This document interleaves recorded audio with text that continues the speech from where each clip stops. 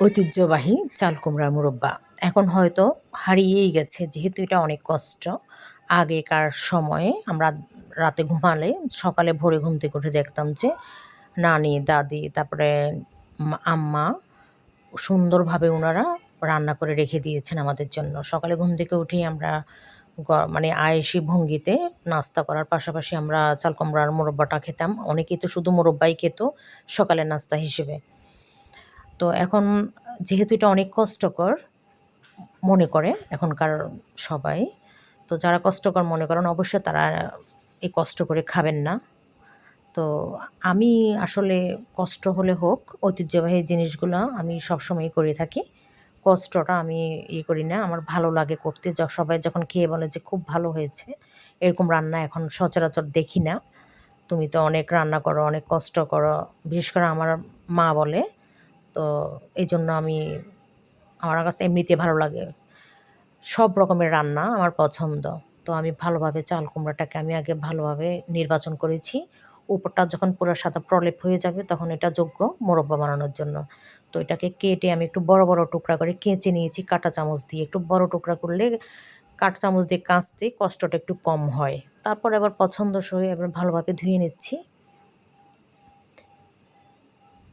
ভালোভাবেই ধুতে হবে, যেহেতু আমি চুনের পানিতে মিশিয়ে রেখেছিলাম প্রায় 10 ঘন্টার মতো। এরও বেশি হবে, কারণ আমি রাতের 12টা-1টার দিকে চুবিয়ে রেখেছিলাম চুনের পানিতে ভিজিয়ে রাখলে একটা ব্যাপার হলো যে কাঁটা চামচ দিয়ে কেচে একদম নরম করে ফেলেছি এবড়ো থেবড়ো। তো ওটা একদম শক্ত হয়ে যায়।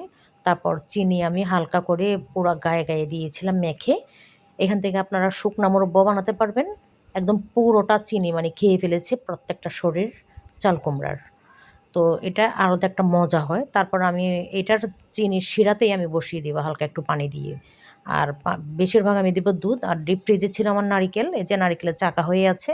চাকাটা আমার আস্তে আস্তে এই গরম দুধের সাথে মিক্সিং করে ভালোভাবে আমি করে নিয়েছি, ভেঙে নিয়েছি। তো এখানে তেজপাতা দিয়েছি, দারচিনি দিয়েছি, এলাচ দিয়েছি ৩টা। আর আপনাদের যদি ইচ্ছে হয় পানি দিবেন না, শুধু দুধ দিয়ে করবেন, সেটা অসাধারণ স্বাদ হয়। আমি একটু গরুর দুধ দিয়েছিলাম। গরুর দুধ দিলে আলাদা একটা ফ্লেভার হয়। মানে গরুর দুধ দিলে মনে হয় যেন মানে মিষ্টির একটা ফ্লেভার পাওয়া যায় মোরব্বাতে।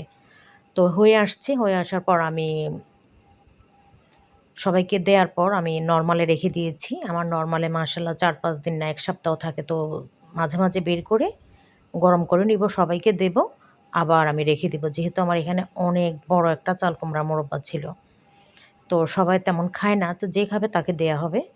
আর এই যে গরুর দুধ দেওয়ার পরে গরুর দুধও ছিল। গরুর দুধগুলো একটু সরের মতো বসে গেছে।